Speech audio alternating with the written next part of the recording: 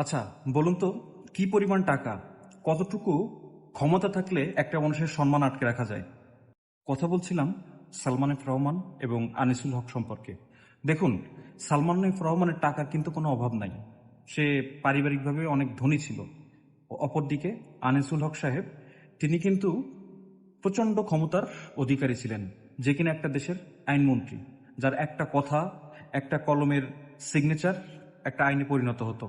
অথচ দিন শেষে দেখুন তাদের সম্মানের কি অবস্থা। আজকে দেশের প্রতিটা লোক তাদের নিয়ে কথা বলতে সাহস পাচ্ছে, দেশের প্রতিটা লোক তাদের দিকে আঙ্গুল তুলছে। কেন? কারণ তাদের কর্মফল।